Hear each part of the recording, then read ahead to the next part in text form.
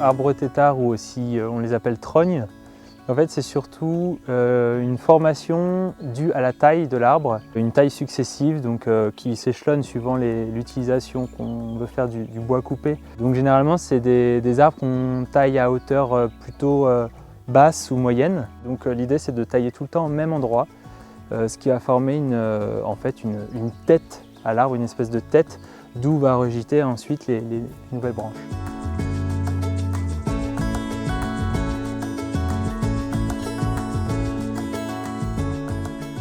C'était des arbres qui étaient très utilisés.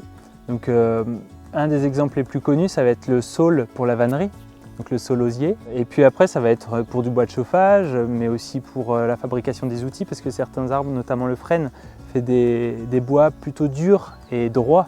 Donc pour les manches d'outils, c'est pratique. Et puis il y a aussi de temps en temps l'utilisation pour le fourrage des animaux. Alors les arbres têtards, au départ, on en avait notamment pour faire du bois énergie. On a plusieurs chaudières à bois déchiqueté sur la commune, donc on vendait du bois pour faire du chauffage ou de l'eau chaude. Maintenant, c'est plutôt une denrée pour l'agronomie.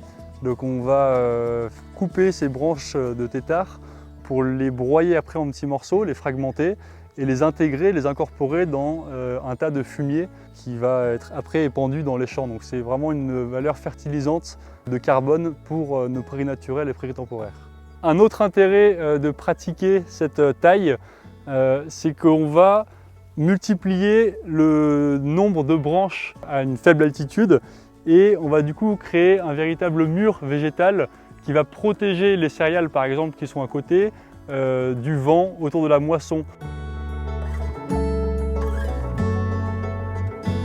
Il y a une valeur écologique parce que du coup au fil du temps ces trognes, ces arbres têtards vont se creuser et donc tout ça va apporter du bois mort donc intéressant pour les insectes xylophages et puis toute la chaîne alimentaire, donc les oiseaux qui vont venir se nourrir de ces insectes et également comme abri pour les oiseaux, pour les mammifères, les chauves-souris. Plus le paysage est ponctué de ces zones refuges, ces zones de nourrissage, plus en fait les animaux vont pouvoir se déplacer.